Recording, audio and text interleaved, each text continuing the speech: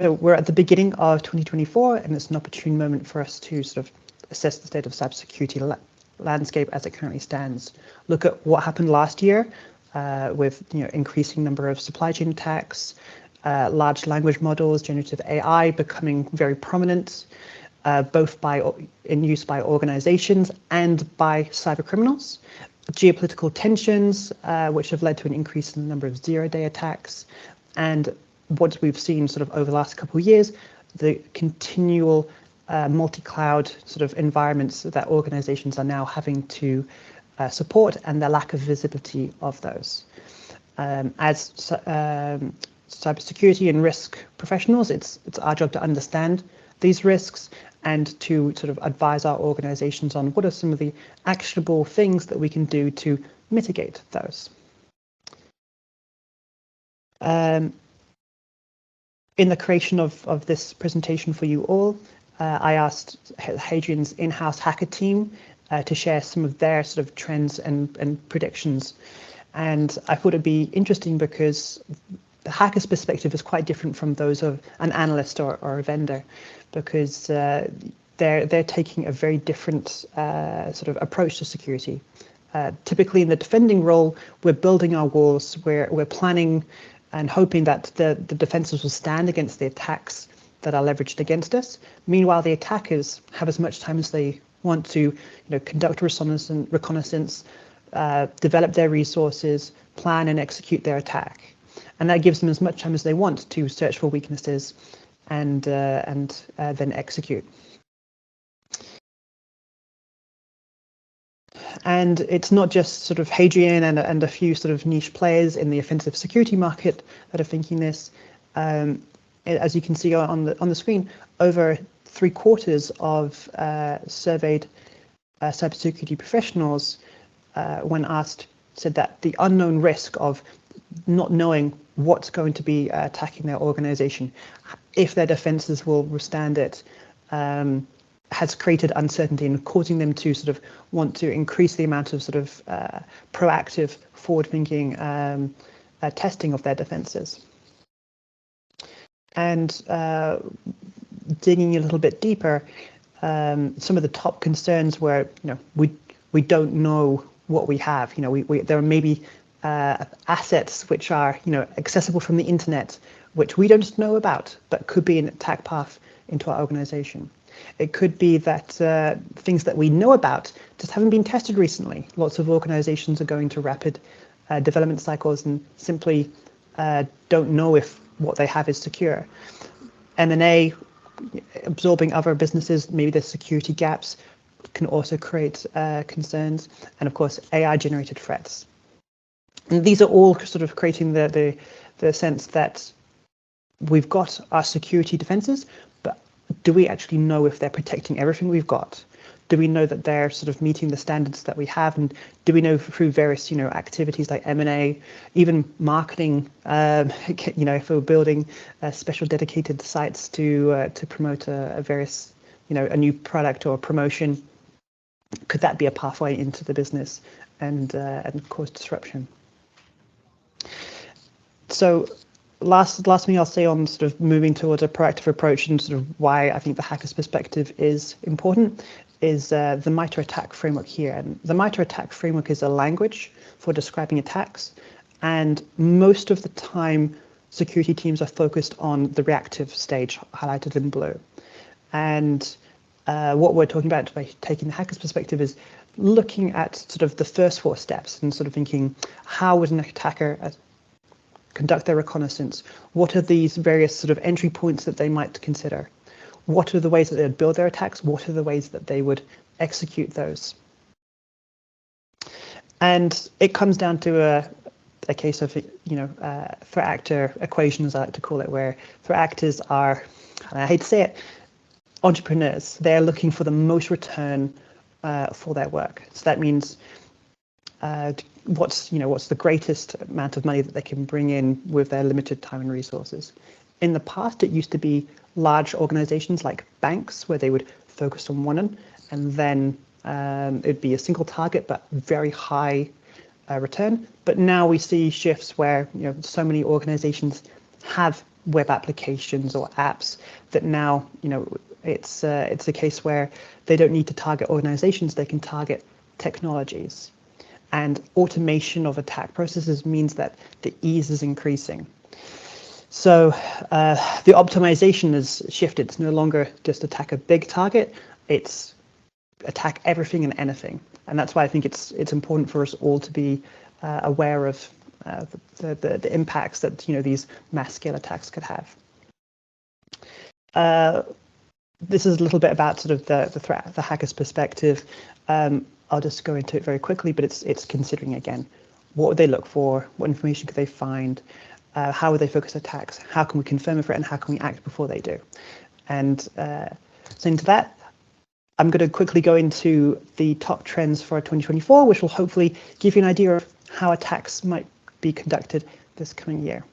So first is mass attacks targeting network 0 days. Second is the continuing and accelerating momentum behind supply chain attacks. Third is the sort of now mandatory monitoring of the cloud on a continuous basis. And finally, fourthly, the proliferation of MML code injection attacks. And I've got some cool examples I want to share with you there. And lastly, the use of spear phishing to accelerate, but that's been accelerated again by AI. So we'll start with mass attacks targeting network 0 days. So what we have here is looking at the last 8 years of in the wild 0 days that have been detected, and to just find what in the wild 0 days detected means is it's a definition by Google's Project Zero, where the difference is between whether or not a 0 day has been discovered and is theoretical, or if it's known to have been exploited and actually seen, as it were, in the wild. And what we can see is that since 2018, there's been more or less an upwards trend with more and more network 0 days taking place. There was a 40% drop between 2021 and 2022. And the reason for that is that in 2021, we were all still working from home. And what that meant was threat actors were able to change their attacks. When we were working from home, we were using remote access products. We went digital in the way that we hadn't ever done before in the history of humanity. And using those new tools, those new digital tools, it provided threat actors an opportunity, the incentive to attack them. Whereas before, maybe it was only a fraction of the organizations using them. Now, so many more incentivizes them to search for those 0 days and try and execute on them. So as we stand at 2023, there were 56 0 days spotted in the wild, which is the second highest number we've seen ever. Now, there is some good and bad in the fact that it's been on the rise. The good is actually that part of the rise is that vendors are being more transparent about when there is a vulnerability and when they are saying when it is being exploited. In the past, organizations would be a little bit cagey about it, not wanting to upset their customers. But now they've sort of realized that that's not good customer relationship management, and they need to be transparent. So part of the rise is the fact that they are simply letting us know that we need to take action and their products are insecure and we need to fix that. But on the flip side, a lot of the 0 days that we're detecting in the wild are actually permutations and variations of previously discovered vulnerabilities. And this is where patching has only been sort of, as it were, fixing the symptom, one particular attack path, and actually threat actors have been able to find other methods to exploit that vulnerability. So it's a mix there. Now, 0 days on the network edge in particular have been on the rise. And I've got here on the table several of the major 0 days that were discovered in 2023. Now, the network edge is composed of devices that are on the edge, which are exposed to the internet. And this is, again, where, if you were a hacker, these are the entry points that you could choose from. Now, the fact that they are externally connected makes them very attractive. And I think one example is the Cisco vulnerability, where over 10,000 devices were known to be compromised. So that's 10,000 potential organizations that were vulnerable. And I believe in the case of the Fortinet, over 200,000 devices were vulnerable. I don't know, it's not certain if they were exploited, but you can see the scale of the challenge when you have devices connected to the internet. Now, these exploits of these devices can be very beneficial. So once they're in, they can very easily gain privileged access, and they can then conduct lateral movement to then sort of establish themselves within an organization, set up command and control channels through reverse tunneling and server-side requests, and then sort of conduct their attack. The other attractive thing for cyber criminals is the fact that because all of these devices, can be attacked from the internet, it makes it very safe for them. It's very low stakes. They can very easily probe for potential vulnerabilities and exploits. And this comes down to that sort of attack automation that I mentioned. Tools like Shodan and other tools make it quite easy for even novices to potentially execute on some of these attacks. I think the question is, why are they on the rise? And a large part of it, I think, is nation-state actors. So at the Google Cloud event just last year, Sandra Joyce claimed that that it was Chinese hackers who, for the last 3 years, they believe have been the main developer of new network zero days.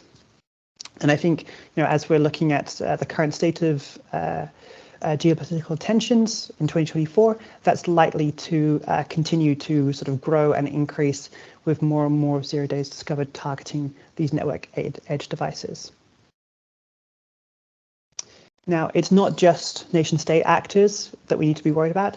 Because of this sort of attractiveness of these zero days, it's quite common for ransomware groups like Lockbit to basically take these 0 days and then execute on them themselves. And this is where a lot of those permutations that I said come in. A nation state will typically develop a novel 0 day, which will then be patched by the vendor.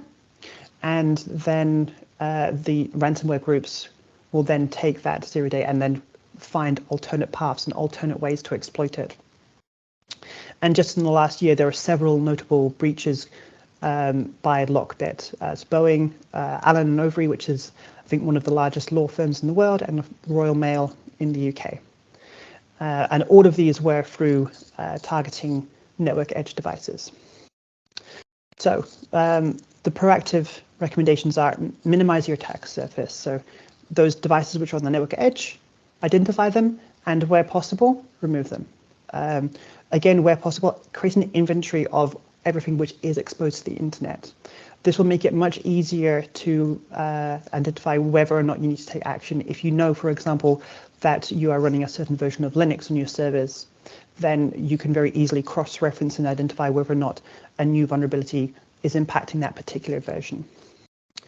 I'd also say it's important to monitor CVE feeds to identify, when a new exploit is announced.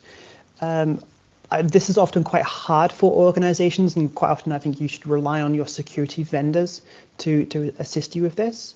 One mistake which I have seen happen is that organizations will wait for NIST to create a CVE, which is a common vulnerability and exploits record, which is sort of a centralized database.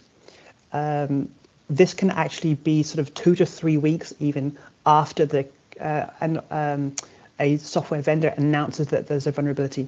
And in that 2 to 3 week time, that's when threat actors can strike. So where you have a security vendor helping you monitor CVE feeds, it's recommended that they help sort of scan, if you're using Microsoft products, that they are looking at Microsoft's vulnerability announcement pages, not just relying on the centralized source, because there can be a lag there, which can be dangerous.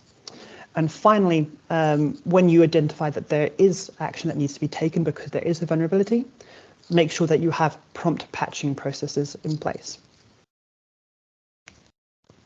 Next, we'll go on to the accelerating momentum of supply chain attacks. So, supply chain attacks have gained notoriety in the last couple of years. I think there was the oil pipeline disruption in Florida. There was the famous SolarWinds incident. But it actually goes back quite far, and this particular incident is over 5 years ago. And in the case of Equifax, they actually did a lot of things right. I mean, I say that I think 160 million records of personal information were breached, but but there was less than a day's time between the vulnerability being announced to Equifax's security teams mandating that a patch be applied, and within 2 days they'd applied the patch to every known system. The challenge being that there were unknown systems. As I said previously, you need to have an inventory of all of the network exposed devices, and in this case, they weren't aware of one device, and that meant that attackers were able to gain unauthorized access. And it wasn't until the security teams noticed suspicious traffic that they realized that they'd been breached. More recent example from last year is the MOVEit vulnerability. So I think this is probably one of the largest mass attacks that we've ever observed. MOVEit is a file transfer software that's used by thousands of governments, financial institutions, private and public sector, education. And that's, again, thinking about the scale of the target, made it very attractive for threat actors to develop and find a vulnerability for. In this particular case of MOVEit, it was the Clop ransomware gang which developed and used this particular exploit to devastating effect. There is an ongoing counter for breaches related to this vulnerability. So this vulnerability has a CVSS score of 9.8, and for context, that's a score from 0 to 10, with everything above 9 being deemed critical, and patching is absolutely imminently necessary. And we're nearly 9 months later, and organizations are still getting breached, and tens of thousands of, I think it's actually, it's well over millions of personal records have been leaked and across tens of thousands of organizations. And this shows that, even 5 years after the Equifax breach, we are still struggling to identify everything we have and implement prompt patching. But there's a reason that it can become, and there's a reason that it's quite difficult, and that's because the supply chain is much more complicated than the traditional sort of physical supply chain that we're familiar with the production of, paper or smartphones. And in particular, that's because when we're developing software, whether it be organizations themselves or software vendors, there's a much more points for information to get fed back, for complexity to arise. And in part, that's because organizations have been using open source libraries. And these open source libraries can be pulling code from various areas which the organization just doesn't realize. And to give you an example, on here on the right, I have the sort of trend in code bases containing open source software. And nearly 100% of code bases contain some source of open source software, and a large percentage of the total amount of code base is in fact open source. Now, there's a good reason for that. You don't want to be creating everything from scratch. You don't want to reinvent the wheel. If someone's developed a library which enables a functionality and they've made it publicly available and it's stable and secure to your knowledge, then why shouldn't you use it? It saves development time in both time to market and expense. The challenge is, of course, that unless you know exactly what's in that library, you could be introducing software vulnerabilities into your services. And this is what happened with SolarWinds. Hackers compromised the software. That software was shipped and patched across tens of thousands of organizations, and then that was then leveraged to conduct an attack against a large number of those, end user victims. Now, at the center of the digital supply chain, we're increasingly see SBOMs, which is software bill of materials, and this can be quite a valuable tool in understanding what is your software supply chain. I think 42% of sort of DevSecOps engineers are currently building and maintaining their own SBOMs, and an additional 31% were planning on implementing them in the near future. And that shows, I think, actually just how powerful it can be at increasing visibility. So if you have in-house developers, you should be asking them to build SBOMs for the code that they're developing. Beyond building and maintaining SBOMs for the code that your own companies develop, you should also be requesting SBOMs from your suppliers, making sure that they are fully aware of the code that's going into their products. Good reason for this is Log4j, which is a Java. Is it Java? I forget. It's a vulnerability which was discovered, I think, just over 2 years ago, and is still creating issues because it's so ubiquitous that even software vendors don't realize that they have it in every case, and breaches are continuing to happen. Secondly, continuously penetration test your attack surface. So everything which is on the internet, make sure that it's not vulnerable to sort of known attacks. These last two, I think, are they should be self-explanatory, but it's still easy for people to make mistakes. When your developers are looking for a open source software library, they should make sure they're actually going to the right one. Typo squatting is where you make small changes in the URL. So instead, for example, of Issaca, you would spell I-S-A-C-A, you'd spell it with a J instead. And these small changes, people, unless they're paying attention, can end up clicking on the wrong link and downloading potentially malicious software libraries for use in their code. Secondly, when you're building your code, make sure that it's closed. It's not uncommon for Hadrian for us to find organizations which have accidentally made their code public. And quite often within code, they include information such as API keys or user credentials can be exposed, and those can be used to then conduct attacks against the organization. Third, we'll go on to the continuous cloud monitoring. So it should be no surprise that digital transformation, the cost of IT and technology means that organizations are continuing to move their legacy enterprise software to the cloud.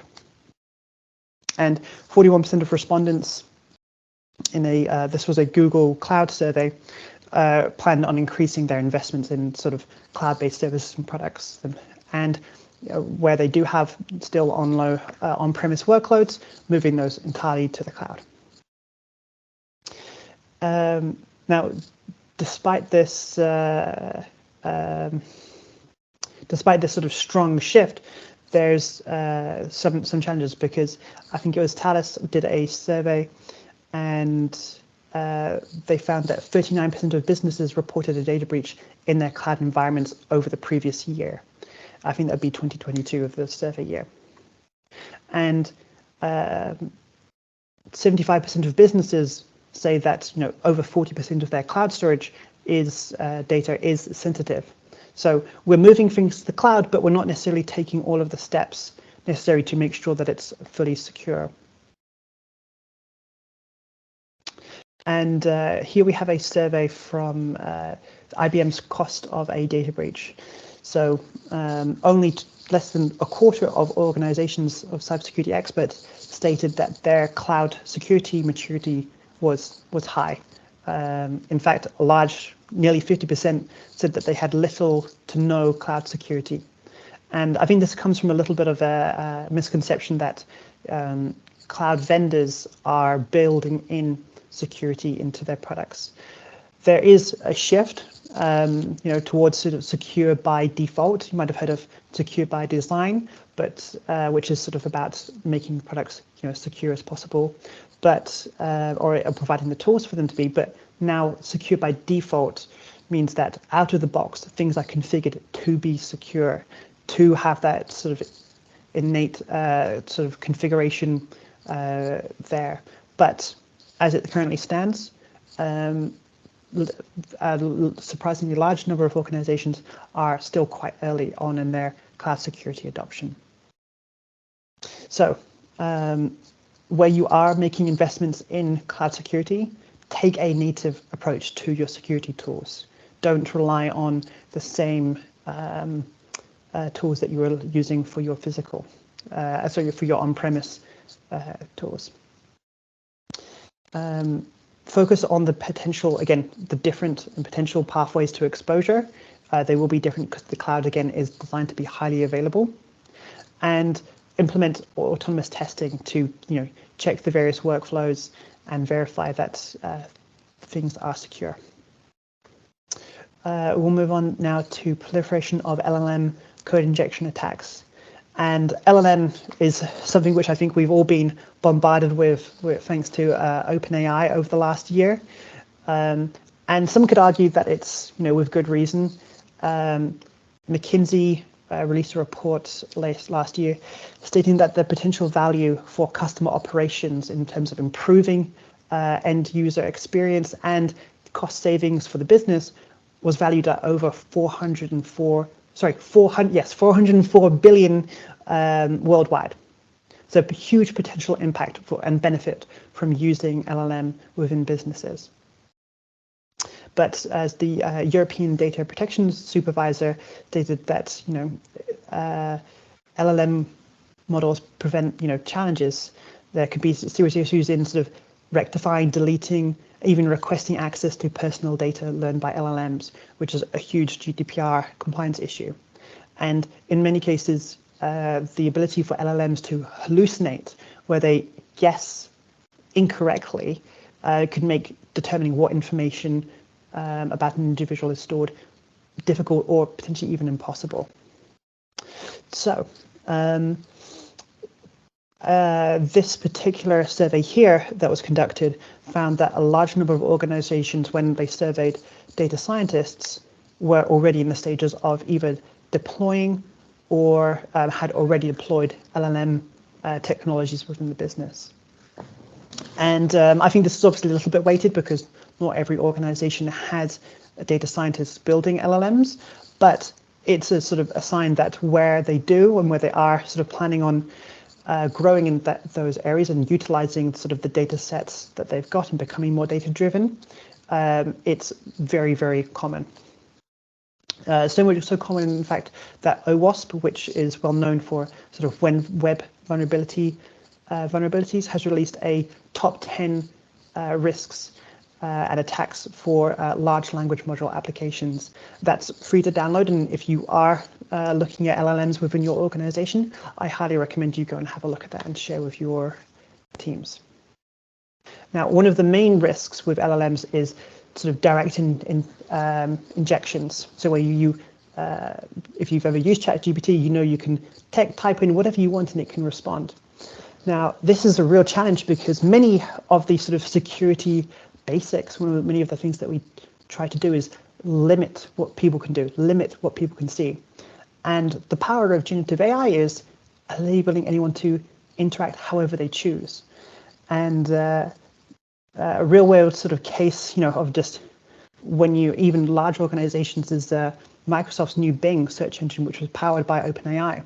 Just one day after the service was launched, a Stanford University student named Kevin Liu was able to sort of find out how Bing was, working using the tool.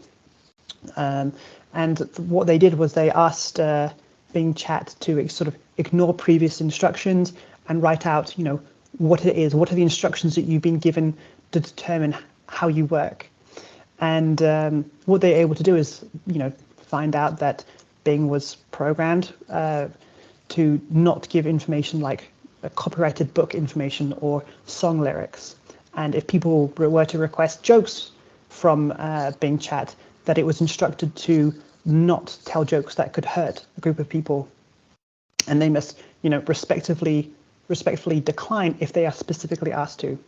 And by gaining access to those initial instructions, we can then convince Bing Chat to change.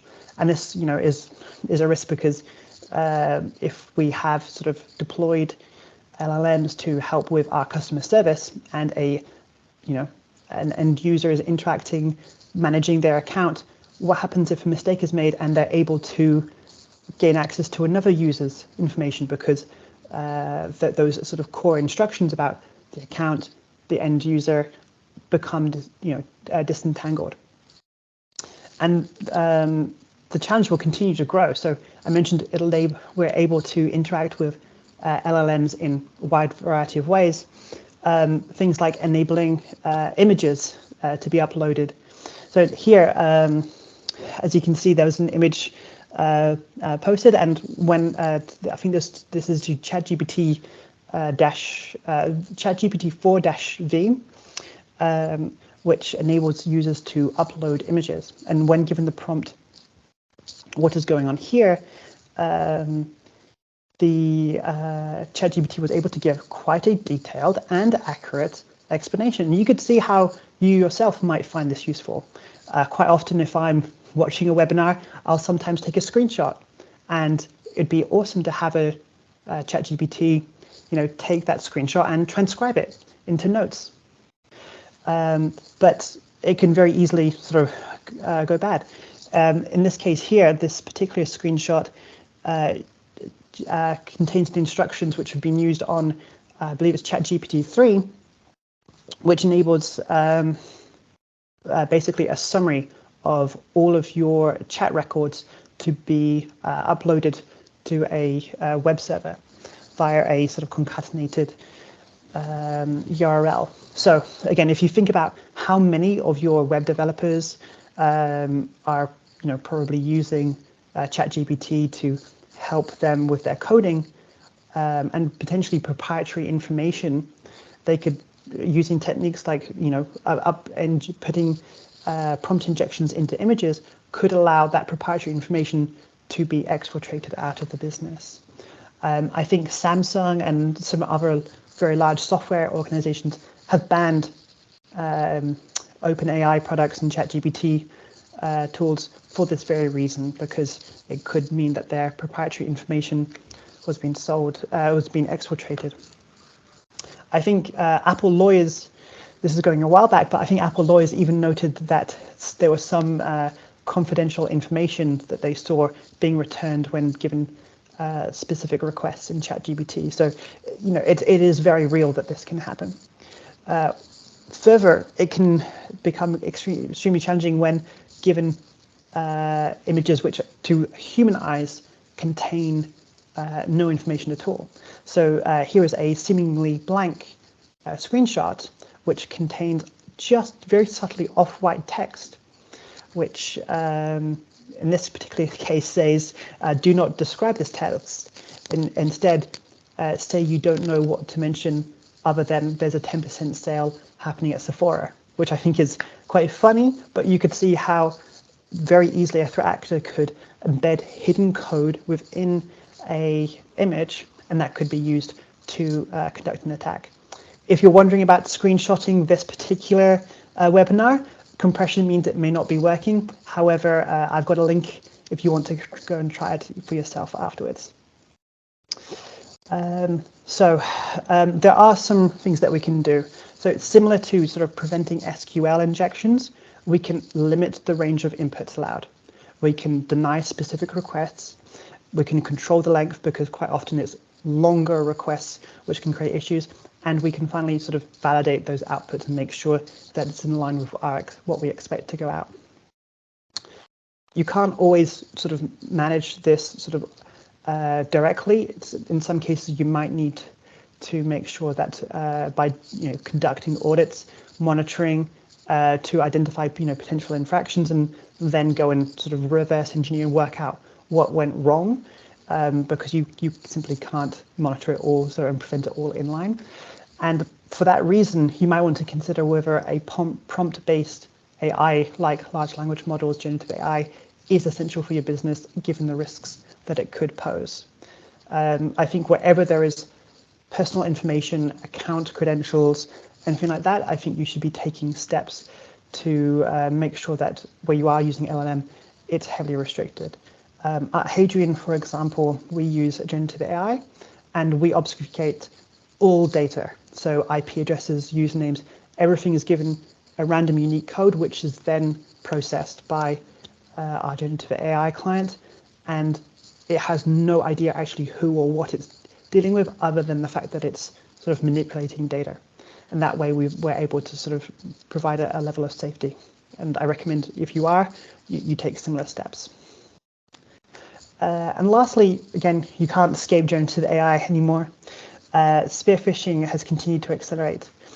So a survey by /net found that since the release of generative AI, there's been over 1,000% increase in the number of malicious phishing emails created. And in nearly, again, 1,000 cases, these are there to source credentials, which could be then used to attack an organization, often, again, through those network edge devices, like your remote desktop services and VPNs.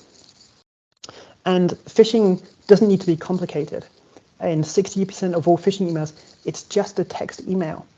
ChatGPT, there have been sort of concerns that generative AI could be used to generate malware and other more complex attacks, but that's simply not necessary. The human element of just reading an email, believing that it's true information, is still a viable attack path. So that human sort of attack surface, if you like, is still extremely vulnerable. And there are a number of different ways that hackers are leveraging AI to create these emails. One is a tool, sort of WormGPT, which is more or less a hacker-trained sort of model, and they haven't there's been no information disclosed about how it was built, but journalists have utilized the service, and they've found that it's been able to draft pretty well written and personalized phishing emails. And the tool is available for €60 per month, so it's fairly accessible, and you can see how, for such a low price, if it can help you hyperscale your operations, it'd be attractive. But WormGPT is just one of the many tools out there. There are a number like FraudGPT, which is available on sort of the dark web and Instagram, and can be used to sort of help with malware creation. And there's a number of others like DarkBert, and as large as generative AI is in sort of the our world, there's as much interest from hackers. If you think about how hackers are essentially developers and how innovative developers can be, hackers are exploring these tools as fast as as we are. It doesn't always need to be sort of tailored tools, though. As you can see here on the screen, there are chats specifically dedicated to jailbreaking legitimate tools. So OpenAI, ChatGPT have a number of protections in place, much like Bing Chat did, to prevent unauthorized usage. But there is a subreddit called ChatGPT Jailbreak, which has over 15,000 subscribers and thousands of posts describing how to break the boundaries of ChatGPT.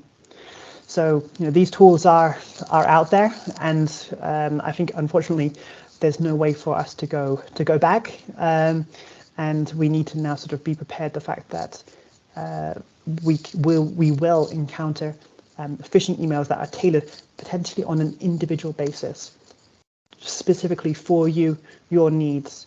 what you're thinking about, and will be very convincing, as a result. So the recommendations, as are usual for phishing, are you should be conducting routine training for your staff, and it needs to be mandatory. You also need to be probably conducting periodic sending of fake phishing emails to make sure that employees are actually exercising, the knowledge that they gain. And you should be also monitoring for typo squatting in unprotected subdomains. It's not uncommon for a marketing campaign to use a subdomain to promote a particular product launch, or maybe a seasonal marketing campaign. And those can be hijacked, and they can then look very convincing in a phishing email because the URL appears to be correct. Once more, you should be using email security measures if you aren't already. And because no security can be, proactive security can be entirely resilient, you should enforce least privileged access. So if an individual's account details are stolen, the impact is limited because those credentials can only be accessed a limited number of internal systems, and their authority on each of those systems is the bare minimum that it needs to be in order for that employee to operate. In particular, executives tend to have far too many privileges. Quite often they say, just give me access to everything, I need to be able to do everything, but that creates serious risks. And again, when you've got spear phishing, which has been tailored around those individuals, it can create a real sort of hazard. So with that said, that's the end of the presentation. I've got my LinkedIn on a QR code here, and if you'd like to learn more, we've got a blog article which goes a little bit into what I've talked about, as well as some of those resources if you want to dig a little bit more in detail. Thank you. Yep, thank you, Eric, so much for this very, very informative presentation. We do have some questions. I'm going to start with the one in the chat. On page 20, open software, I guess open source software. How can you avoid that you introduce these vulnerabilities in your organization with the use of open software? What do you recommend? That's one of the questions that we got from the audience. Is that here, I believe? Yeah, I think so, yeah. Yeah, so in some cases, software vulnerabilities won't be discovered until years after the code is initially released, and this is why SBOMs are mandatory. So I think you should be looking at understanding what you have, so that if it ever does become an issue, you are then sort of equipped and ready to then go and make changes. I believe the Cyber Resiliency Act, which was announced by the EU last year, goes a long way to mandating that particular industries like healthcare, for example.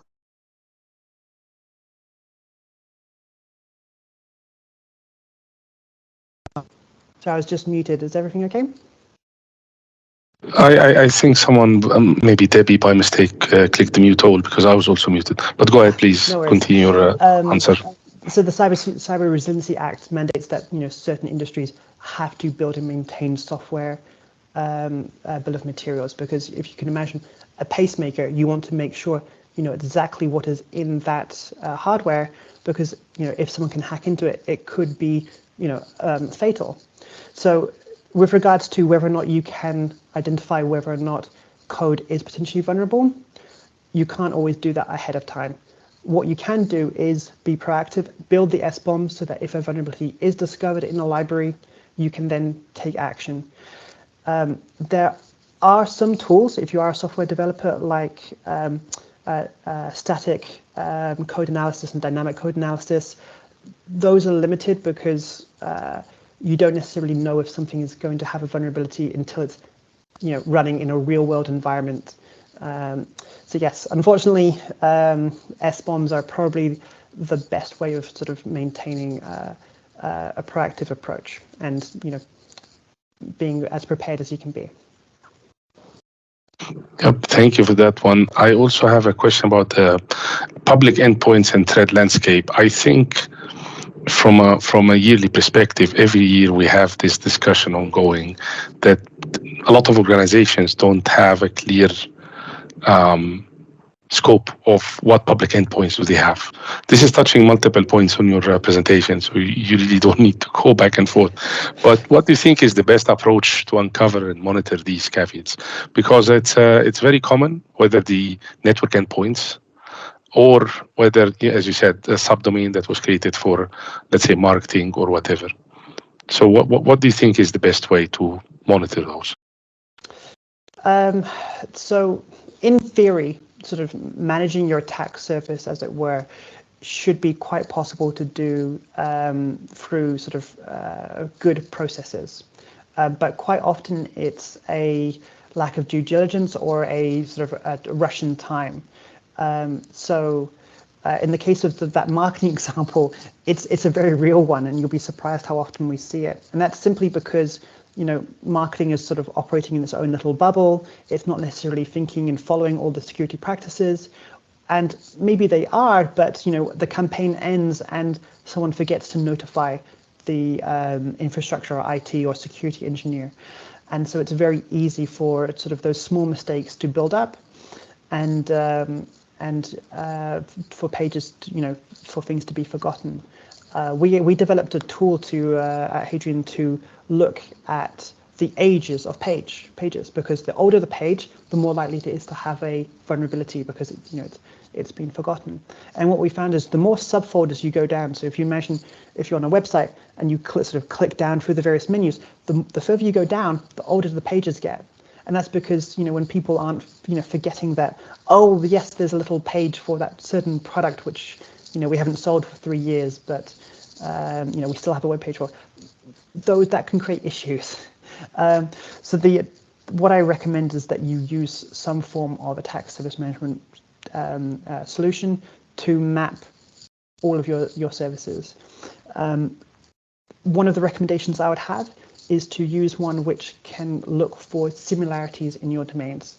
So I mentioned with M&A, but also where you might have a brand which is part of a multinational. You might have, you know, acme.nl, you might have acme.be, and you need to be able to identify, you know, potential regional differences. You also might need to, you know, where there's been M&A, you might have acquired names, or even, you know, you might be operating with a different brand in a different sort of region or for a different market. So quite often, though, there'll be similarities under the surface which can help map your attack surface. So quite often your favicons, the little icon which appears next to the tab, those can often match. There might also be similarities in the code used, or some other sort of language that is used, or even the color and font packs used. So I recommend using an attack surface management solution which can not only identify all of the known branches of your domains and IP addresses, but also search the internet for these other similar pages, because that could help you identify, you know, those missing links, as it were. Yep, thank you for that one. We have a question also about the LLM model adoption. You had on one of the slides the adoption for the LLMs, and the question here is, are we talking about basically getting a copy of a public LLM model and integrating it into the production, or are we also talking about like public models like ChatGPT, Bard, or Microsoft Copilot for this donut graph? So it's taking those public models and then tuning them for your particular use cases. Yep. Okay. We do have also another couple of questions in the chat. So, is there already some sort of way to audit the correctness of the SBOMs, software bill of material, and is that standardized, or some way mathematically through systematic analysis prove that the software contains exactly what the SBOM states? So a way to verify that the SBOM is indeed integral. That's what I answered the question for.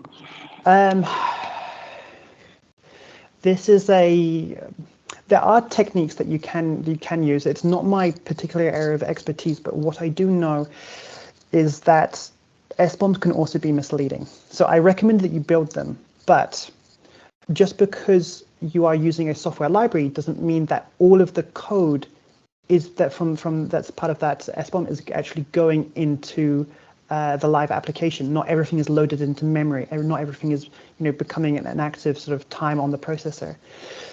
So what that means is that you could be using a software library which contains a vulnerability, but your application might not even be vulnerable because that particular components of that vulnerability aren't actually loaded into memory and aren't actually utilized by the application. The result is your SBOM could mislead you into taking action where you don't need to. That said, I think you should be trying to create the most comprehensive SBOM that you can, because I would personally would rather know if there's a potential risk than not know at all. I'd rather overreact than underreact. But in terms of validating the accuracy, that's not one that I can answer for you myself. But if you add me on LinkedIn, I can share my the QR code at the end, and I can talk to my CTO, and he might be able to share something for you. Yep, we have another question about developers and hackers seem to be using AI tools for their productivity and scalability. Besides big tech companies, including security vendors, implementing AI tools in their product for customers, what are the use cases for the small security teams using AI tools to their advantage? I think that's an interesting question. It's a very interesting question, and I actually was talking to our machine learning lead just the other day. I'm just going to quickly go to Slack to see what he said, because I was literally talking to him about this. So for SOC teams, SOC teams often struggle with prioritization, and generative AI can basically help identify false positives, because it can use natural language to actually dive into the details of the alert, and then cross-validate that with other alerts that are in the system. SOC engineers often are using sort of SIEM and SOAR solutions to try and connect the dots, and generative AI can essentially help do that at a level of granularity and speed that's very hard for humans. Secondly, when it comes to responding to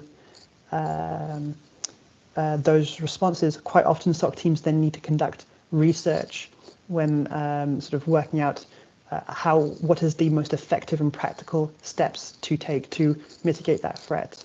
And generative AI can be useful at generating sort of human readable instructions. This human readable instructions is also, not just helpful for SOC teams, but for developers. Many of developed applications, in many cases, a security engineer isn't often heavily involved in the development, and too often, a security engineer has to then inform the developers, oh, the code you released last month needs to be updated, and it's not, because it's not actually the security engineer doing it.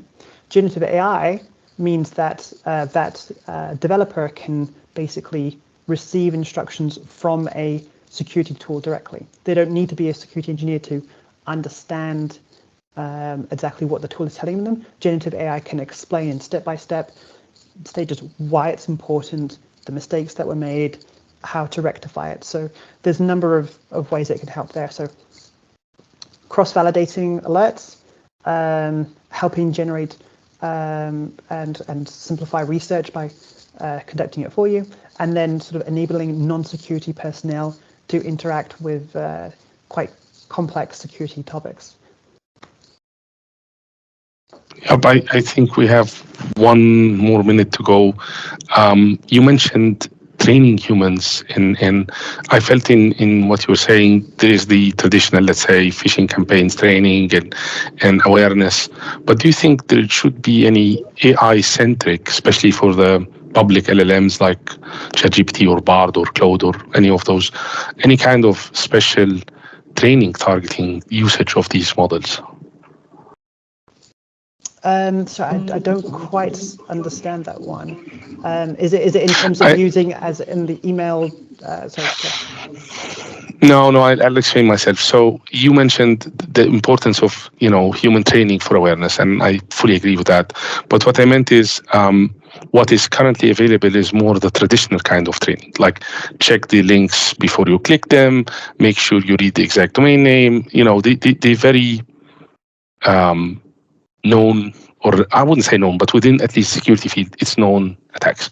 But usages of the LM and maybe leaking data by mistake and then is not straightforward. So my question is, do you think we should start as security professionals, as well as, let's say, information security managers, to develop some kind of training specifically for this area? Yes, yes, absolutely. So I think, generated AI phishing emails, we should learn how to defend against those.